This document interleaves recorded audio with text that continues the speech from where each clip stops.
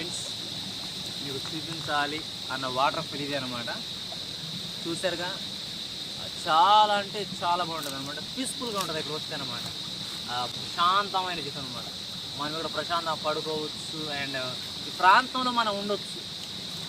And మీకు ఇంట్రెస్ట్లో ఒక మాట చెప్పాను, ఇక్కడ స్టార్టింగ్లో ఒక చెట్టు దగ్గర ఎట్లా ఉండదని, ఇందుకు చూపించిన మామి చెట్టు అది.